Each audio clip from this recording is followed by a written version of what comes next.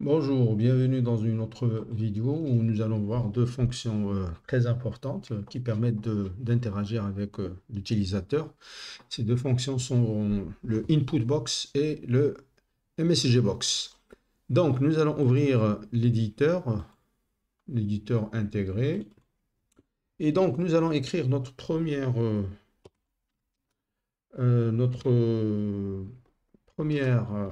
procédure. Je vais l'appeler test 1. Voilà. Alors, je vais, par exemple, déclarer une variable de type chaîne de caractères.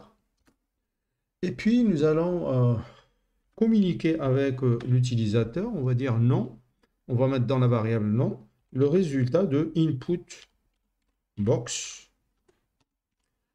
Alors, j'ouvre des guillemets. Par exemple, le message, parce que là, il me demande un prompt. Donc, le texte qui sera affiché à l'utilisateur. On va mettre par exemple comme texte, donnez votre nom. OK, je ferme.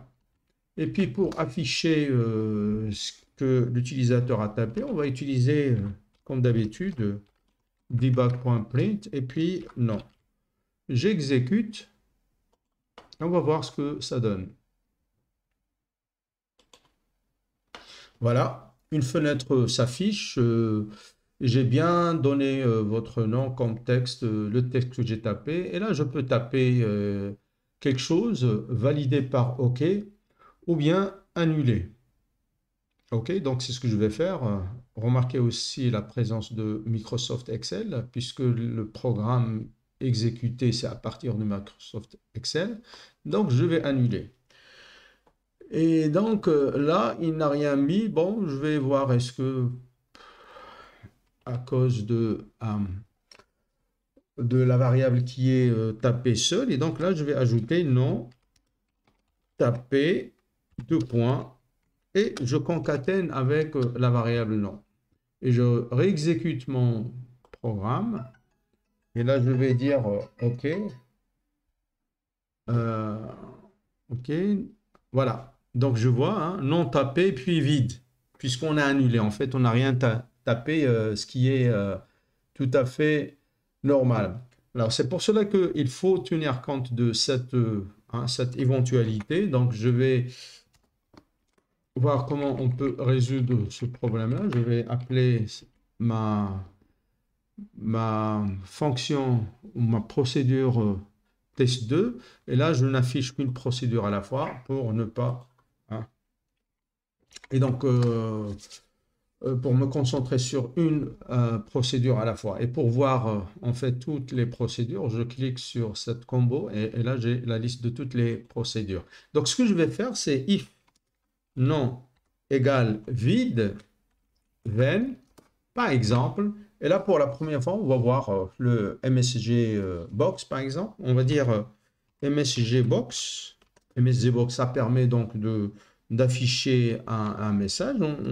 Je vais dire, vous n'avez, par exemple, euh, vous n'avez rien tapé, quelque chose comme ça, ou bien attention, c'est mieux, attention, non, vide.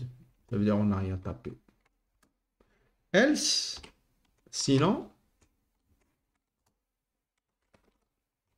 on va afficher dans la fenêtre d'exécution ce que nous avons tapé. Donc voilà. Donc on demande de taper un nom, on le met dans la variable nom, et puis si le nom est vide, ça veut dire on n'a rien tapé, ou bien on a tapé quelque chose et puis on va le tester hein, et on a annulé.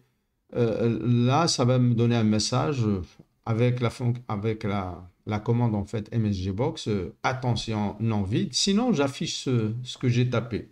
Et donc on exécute. Voilà donc le premier cas, on ne tape rien, on met un, et là il m'affiche attention non vide. Bien, je réexécute. Là je vais taper quelque chose et puis j'annule. Attention, vide. Donc ce que je tapais en fait n'a pas été pris en compte puisque j'ai annulé. Et le troisième cas, c'est en tapant euh, je laisse le nom vide et je valide par OK. Là aussi, il me dit attention, nom vide. Sinon, là, je vais taper mon prénom. Et là, dans la fenêtre d'exécution, tout marche bien. Le nom tapé, c'est etc. Donc voilà la première utilisation donc du couple Input Box et MSG Box. Donc on a la possibilité de demander une information à l'utilisateur en utilisant Input Box et puis on peut la mettre dans une variable qu'on traite par la suite. Alors qu'est-ce que je peux faire d'autre? En fait, je peux ajouter euh, d'autres paramètres. Pas ici, on traite d'abord le input box. Donc les autres paramètres que je peux choisir, c'est changer le titre. Donc le titre, bon, je ne veux pas Microsoft Excel, puisque je suis à l'EMI, hein. On va mettre EMI entre guillemets, comme texte. Voilà. J'exécute pour voir ce que ça donne. Est-ce que effectivement le titre de la fenêtre Input Box a changé? Et voilà, c'est le cas. EMI, maintenant, c'est le titre. OK, ce que je peux faire aussi, c'est surtout pour éviter en fait de taper plusieurs fois la même chose. Alors imaginons qu'on nous demande d'introduire la date et que la date ne change pas beaucoup, hein, c'est la date d'aujourd'hui. Alors, au lieu de taper la date plusieurs fois, euh, je vais mettre une valeur par défaut qui est la date d'aujourd'hui. Alors ici, je suppose que le nom qui revient beaucoup, c'est Mohamed. Alors, je vais le mettre comme valeur par défaut. Donc, j'ai pas besoin de taper Mohamed pour les gens qui s'appellent Mohamed, mais pour les autres, il suffit de le changer. Mieux encore, il est présélectionné, donc si je veux le changer, il suffit de taper. Donc, voilà. Alors, si je valide par OK, en fait, j'ai hein, Mohamed, la chaîne de caractères Mohamed qui est affectée à la variable émis sans problème. Alors, nous allons traiter ce cas-là. Par exemple, je peux imaginer, en fait, je veux taper quelque chose et par erreur, j'ai cliqué sur annuler, etc. Donc, ce qu'on va faire, on va développer cette procédure. Je vais l'appeler test 3. Copier-coller, CTRL. Et c'est déjà fait. D'accord. Donc, je vais l'appeler 3.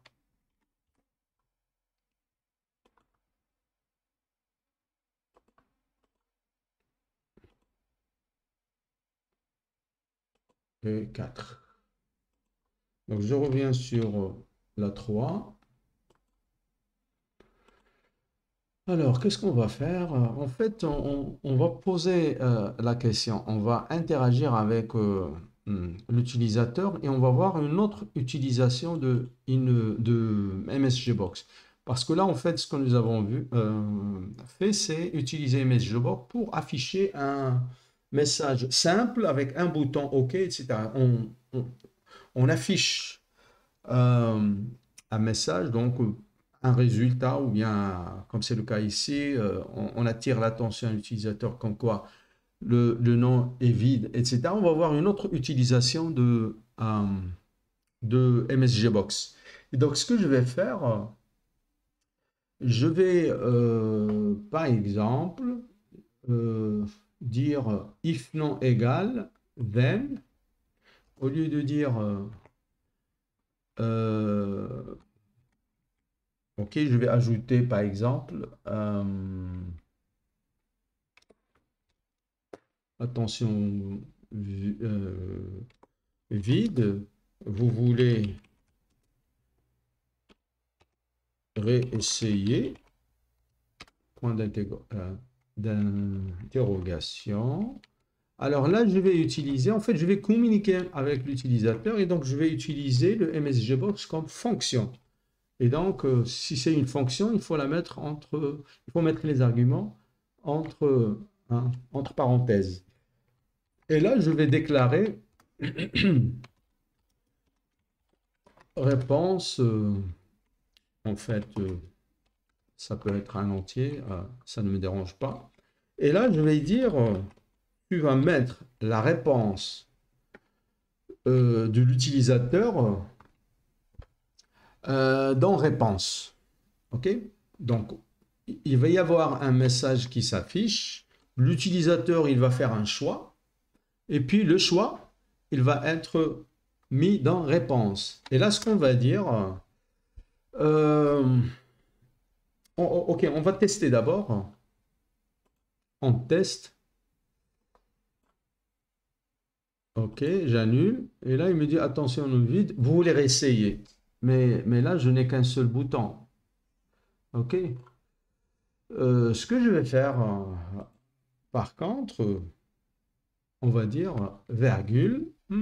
Et là, j'ai la liste des possibilités que je peux avoir comme deuxième argument. Et là, je vois quelque chose d'intéressant. Il y a moyen d'afficher, par exemple, oui ou non, VBS No. Je choisis VBS No, j'exécute, j'annule, et là, bingo, hein, je vois oui ou non. Donc, j'ai la possibilité de cliquer sur oui ou non. Attention, non vide, vous voulez réessayer, c'est-à-dire réintroduire le non.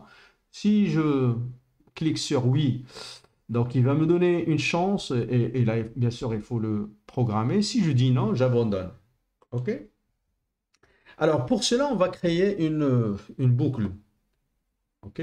Donc, à partir de là, alors je vais créer une variable condition comme logique booléen. Je vais l'initialiser à vrai, true. Et là, je vais dire do while tant que la condition, ce n'est pas la peine d'écrire tant que condition est égale à true. Hein. C'est comme ça que c'est interprété. Do while count, ça veut dire tant que count est vrai. OK. Loop. Do while count, non input. Et là, je vais dire if non égale à vide. Je vais vérifier la réponse. If réponse égale à VBS.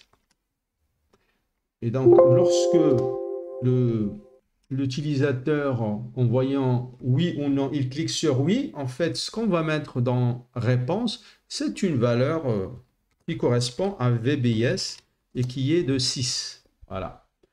Donc, je dis si c'est oui, ça veut dire qu'il veut réintroduire. Et là, on va dire cond égale à... En fait, j'ai pas la peine, c'est pas la peine de... Parce qu'il n'a pas changé. Bon, mais je le crie quand même. Else. Alors, s'il clique sur non, cond égale false. Mais en fait, exprès, je l'écris comme ça pour voir une façon condensée d'écrire la même chose. OK. Alors, essayons maintenant. Donc, je clique. J'annule. Il me dit le nom est vide. Vous voulez réessayer? Je dis non. Et là, voilà, il sort. Si je dis oui, il faut que le input box m'affiche le message, donnez votre nom, etc. Donc, annuler. Je veux réessayer. Et voilà. Donc, il me demande de réessayer s'il trouve que le nom est vide. Alors, qu'est-ce que je peux faire d'autre? Alors, avant de continuer, en fait, il y a un petit bug dans notre programme. Donc, on va le voir. Donc, j'exécute, je valide. Et là, rebolote. Pourquoi? Parce qu'en fait, si le nom n'est pas vide, il va m'afficher le nom que j'ai choisi et après, il trouve loop, or condition n'a pas été modifié. Et donc, dans le cas où le nom n'est pas vide, il faut sortir de la boucle. Voilà. Donc, j'exécute le programme. Je valide. Et voilà. Si je valide, ça veut dire c'est bon. Je peux passer à l'étape suivante, demander par exemple une date de naissance, un mot de passe, etc. etc. Alors, j'ai dit qu'il y a une façon de plus condenser, je vais le garder comme commentaire pour voir en fait qu'il y a moyen de, donc je le mets en commentaire, de condenser 1, 2, 3, 4, 5 lignes en une seule ligne. Je peux dire cond égale IIF. L'expression c'est réponse égale VBS. Alors, quand réponse égale VBS est true, je vais mettre dans compte true. Et sinon, dans le cas contraire, je vais mettre false. Voilà. Donc, si cette condition est vraie, on va mettre true dans condition, sinon on va mettre false. Et c'est exactement ce que fait ces lignes. On va exécuter, j'annule, non, et ça marche. Exactement de la même manière. Ce que je peux faire aussi, c'est afficher, ajouter une icône à la fenêtre MSG Box et par exemple, je vais dire VB exclamation. VB exclamation, on va voir son effet. Et donc là, j'annule. Et là, je vois une icône en jaune me dire attention, hein, le nom est vide, etc. Je peux aussi avoir, au lieu de VB exclamation, je peux dire, par exemple, VB critical, hein, lorsque, par exemple, le message concerne une erreur grave, etc. Donc, ça va être en rouge et ça va attirer l'attention hein, de l'utilisateur. Quoi d'autre? Donc, je peux dire VB, et là, donc, critical, nous l'avons vu, exclamation ou bien information. C'est juste à titre d'information, quand c'est moins grave. Voilà. Et ça donne un bouton en bleu, neutre. OK, attention, le nom de vide, et c'est à nous de choisir ce qu'on doit mettre comme icône. Donc, voilà. Alors, un cas intéressant,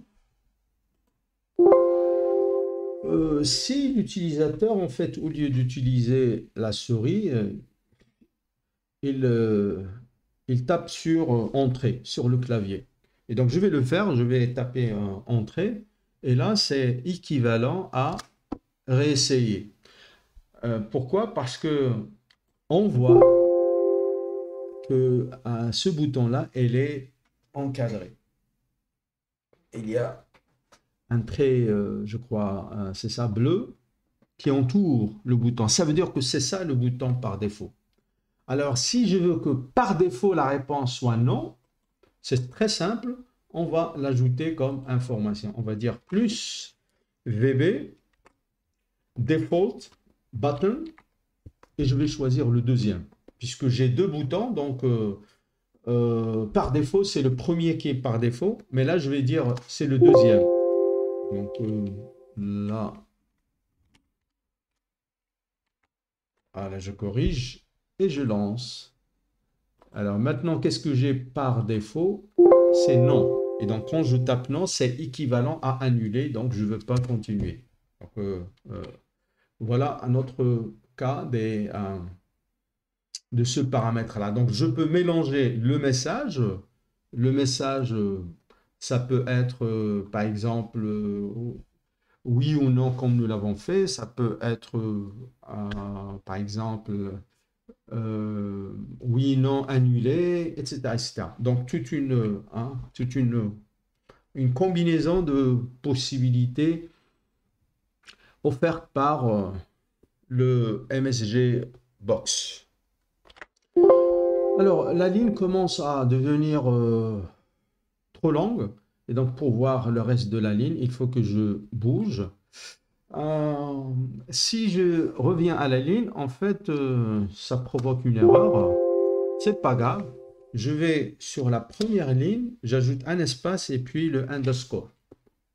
Et là, en fait, je dis à l'interpréteur, bon, réponse égale ça, mais on n'a pas encore terminé. Continuez sur la ligne suivante, puis la ligne suivante, etc., jusqu'à ce qu'il n'y ait plus de caractère underscore.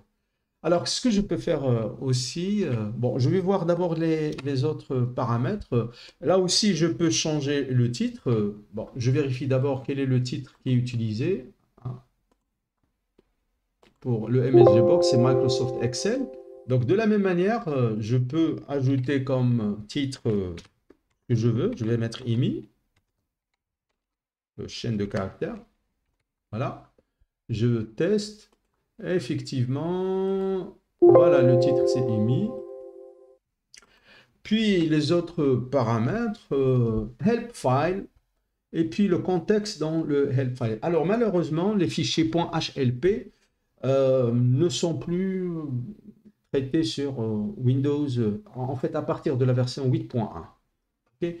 Normalement, le développeur d'une application, dans les versions anciennes de Windows, il développe son application et puis un fichier DED où il structure l'information sous forme de contexte. Il dit que dans tel contexte, voilà l'aide qu'il faut afficher, le message qu'il faut afficher, etc. Dans tel autre contexte, etc.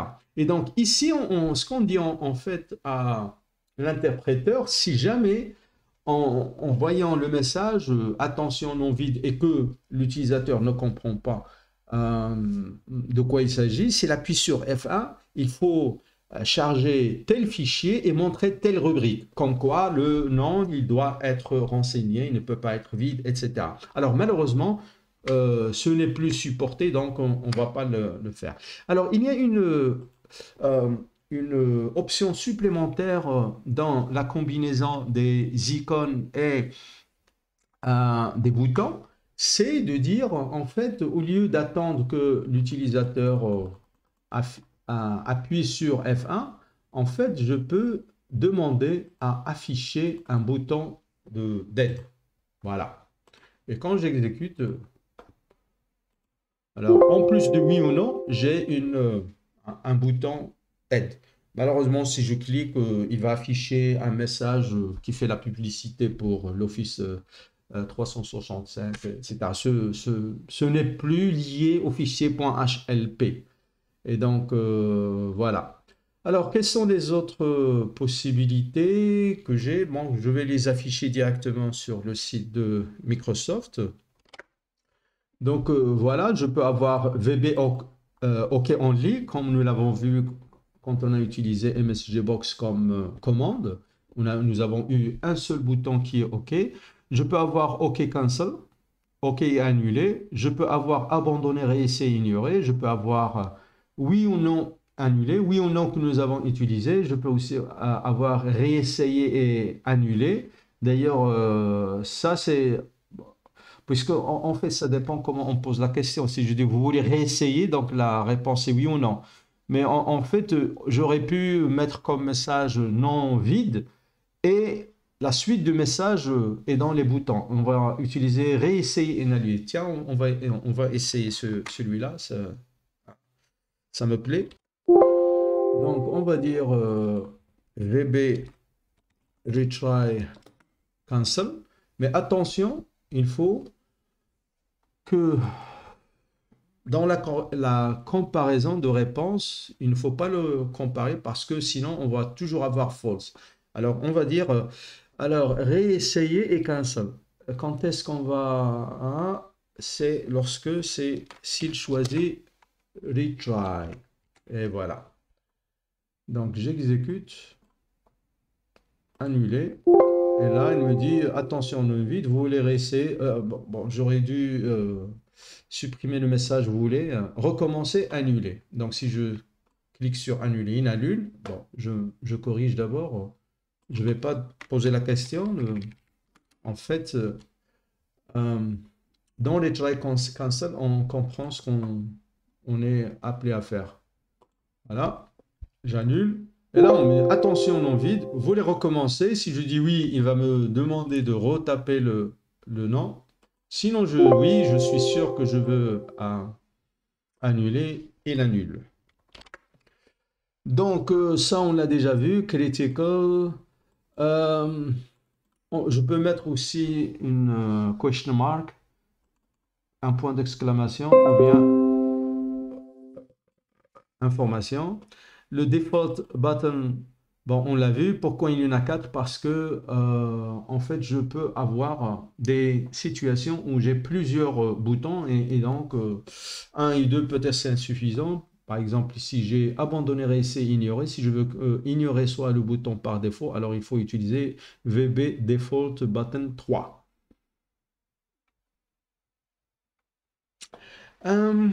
Ça, c'est intéressant. VB système modal. Ok, on va le tester. Observons d'abord le comportement, hein. J'ai le message attention non vide, etc.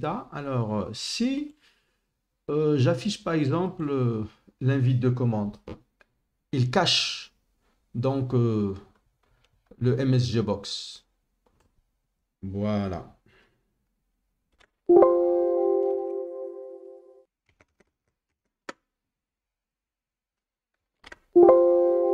Ce que je vais faire, je vais ajouter comme quoi cette fenêtre-là, il doit être modal système et non pas application.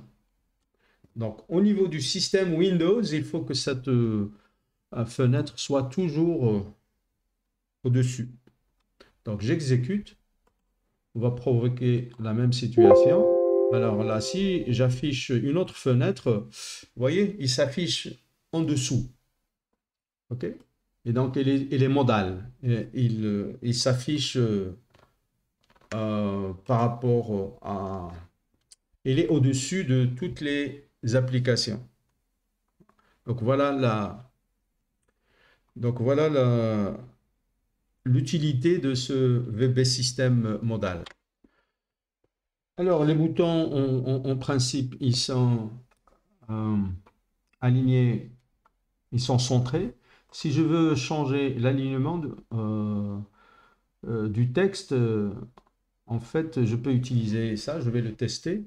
Et puis, si je développe une application en arabe, par exemple, il y a moyen donc de lire de gauche, plutôt de droite à gauche, right to left, RTL. Donc, on va tester les deux. Alors, plus, je vais ajouter plus VB box right pour changer l'alignement. J'exécute. Et là, le texte, c'est pas les boutons, tout à l'heure j'ai dit le bouton, c'est le texte, il est aligné à droite. Donc voilà, sinon la deuxième possibilité que nous avons vue, c'était VB, Alt, espace pour afficher, ouais, non, ça marche pas. Donc je vais dire plus, voilà, et puis voilà, right to left. Ok, donc voilà, j'exécute, annuler. Et là, on voit que c'est dans le sens inverse. Donc, IMI était affiché à gauche, maintenant il est à droite. Et puis, l'ordre des boutons, il a aussi changé. Au cas où on développe, par exemple, une application en arabe et on a besoin de lire de gauche à droite, ou de droite à gauche plutôt. Donc, voilà. Alors, une dernière chose, si on veut disposer la fenêtre Input Box autrement, on a la possibilité de spécifier la position suivant X, donc horizontalement et verticalement. Donc si je mets 0,0, on va voir ce que ça donne. Voilà. Donc ce corner-là, il est placé en coordonnées 0, 0. Mais sinon, ça ne change pas par rapport à la largeur et la hauteur. C'est juste l'emplacement de... Et donc, je peux mettre n'importe quelle valeur. 100, 100, je teste. Trop petit. Et donc, là, il faut mesurer, par exemple, la largeur et la hauteur, et puis calculer hein, dans un cas particulier. En fait, là, par exemple, c'est pour ne pas cacher une information qui se trouve déjà sur la feuille de calcul, etc. Donc, on va mettre, par exemple, pour permettre au monsieur de hein, recopier une information qui existe déjà sur... voilà l'utilité. Sinon, voilà tout ce que j'ai à dire par rapport aux deux fonctions importantes, Input Box et MSG Box. Merci.